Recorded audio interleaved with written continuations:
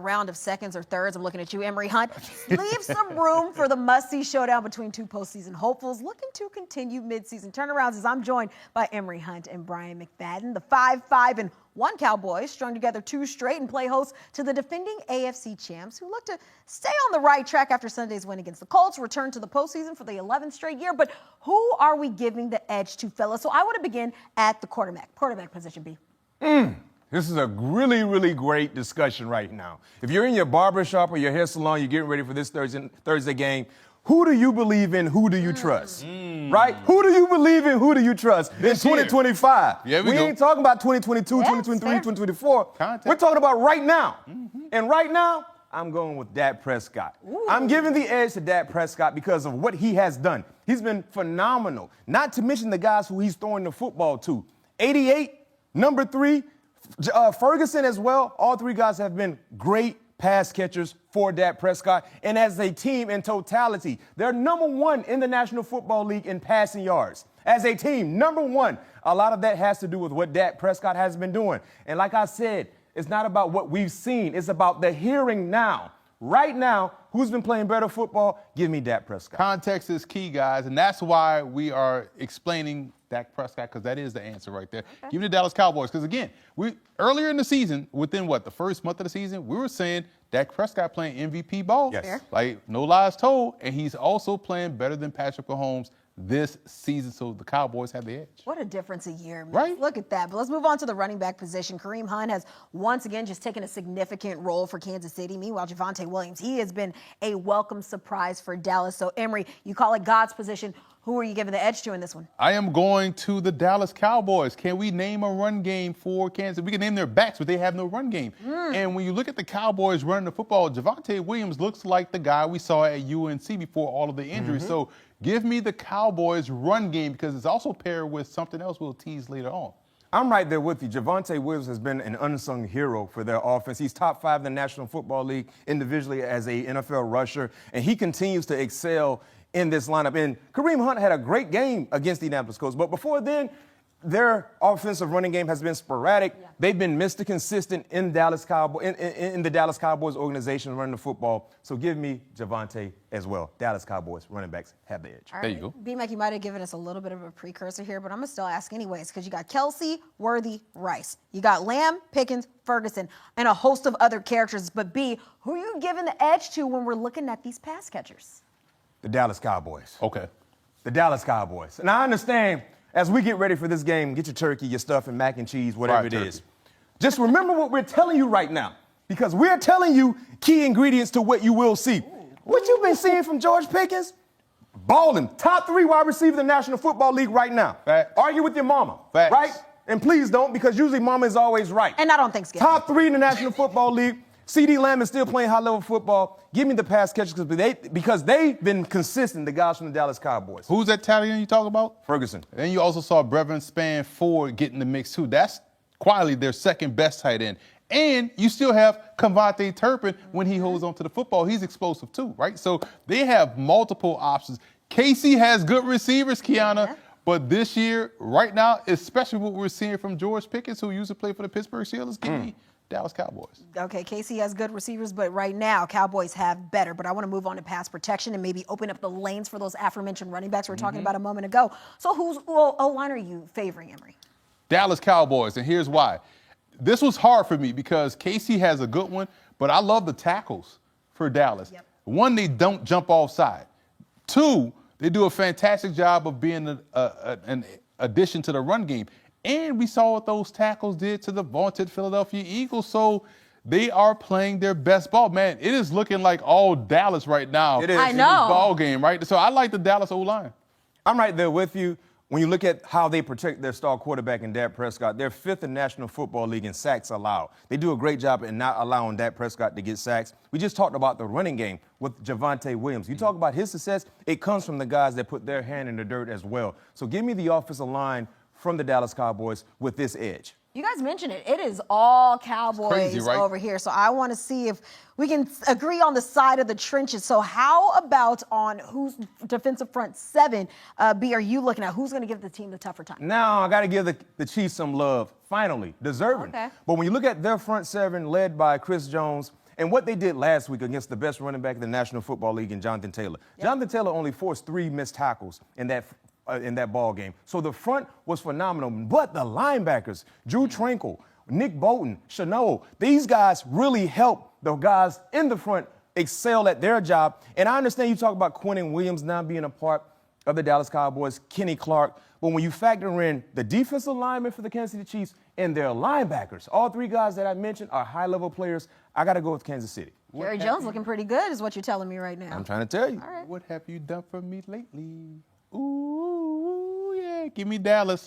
I will tell you why. I love the growth that they're showing the last couple of weeks since they've added Quinnen Williams, since they've gotten DeMarvin Overshown back healthy, ready to go, since they've added Kenny Clark, since we've seen now the emergence of Donovan Ezaraku, since we've seen the emergence of a guy that does a great job of getting paid for only doing part-time work. See what they did to Jonathan Taylor, though? What that's once. We talk about the here and now. So we talk about all that. So give me the Dallas Cowboys. A lot of speed. It's a tie. This was right there with me with the offensive line, but I'm going to lean to Dallas because I like the additions and they're growing together at the same time. That's what I was talking about. We're liking what Jerry Jones is doing over there in Dallas. All right, let's wrap this up. I want to look at the secondary. I want to look at B-Mac's position. Who has the edge? Now, there's only one answer right here. It's the secondary for Kansas City. Trent McDuffie is still one of the best cover corners in the game. And the Dallas Cowboys, their secondary has been horrendous. I think they're 30th in the National Football League in passing yards allowed, over 250 yards they have allowed. Even though the front has improved, to your point, they still have some holes in the secondary. So I got to go with Kansas City. And I love Kansas City as well. There are like coaches on the field. When we talk about Cook, when we were watching the game, the play he made to run down Jonathan Taylor, the angle he took, you can't get no better than that. And when you have Trent McDuffie, a guy that's another coach on the field, and that's the position where we've seen Spagnuolo really have a tremendous impact. Noah Williams, the backup defensive back that can play all over. Give me Kansas City. That's one of the best secondaries in football. We are all on one accord, except for when we're looking at the defensive front 7. But are we on? From the very first moment this matchup was teased, you could feel the tension in the air. The analysts on television spent their whole segment pointing every arrow, every comparison, every so-called advantage toward the Dallas Cowboys. They praised Dak Prescott, they praised the Dallas run game, they praised their receivers, their offensive line, their defensive additions, their momentum, their everything.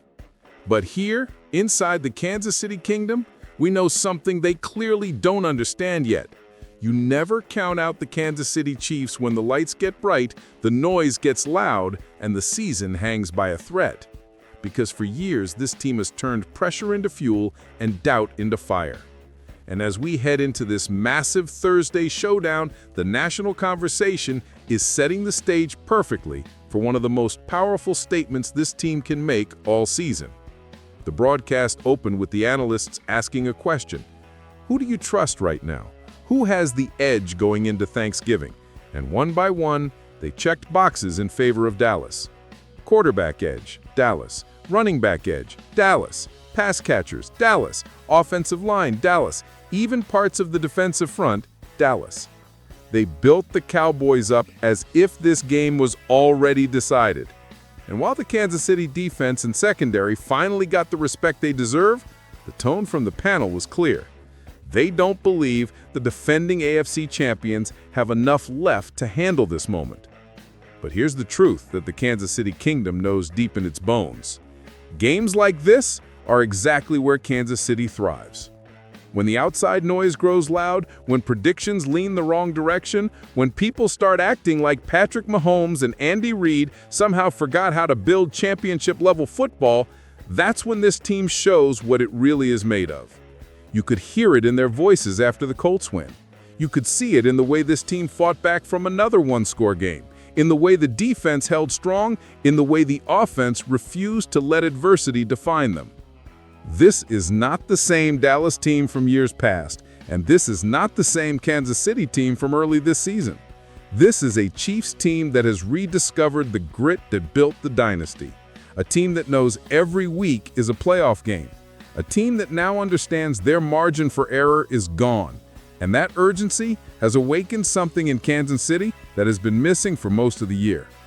And let's talk about that one factor the panel barely acknowledged. The Chiefs' defense is playing championship football. You can mention Chris Jones anchoring the line. You can mention Nick Bolton and Drew Tranquill flying from sideline to sideline. You can point out that Trent McDuffie is one of the top shutdown corners in the sport. You can highlight the angles, the discipline, the pursuit, the situational dominance, but what really matters is that this defense is built to drag the Chiefs through the toughest stretches of the season. And heading into a game like this, a game that the talking heads are painting as a mismatch, this defense is exactly what will make the difference. Because while Dallas has weapons, while their offense is hot, while their line looks strong, they haven't faced a defensive unit that attacks, disguises, adjusts, and pressures the way Spagnuolo's unit does. They haven't faced a scheme that forces a quarterback like Dak Prescott into difficult windows, into late decisions, into errors he hasn't had to make during this midseason run. And the most important part of all of this? Patrick Mahomes heard everything.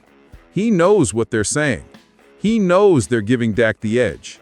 He knows his receivers have been questioned, his offensive line has been doubted, the run game has been dismissed.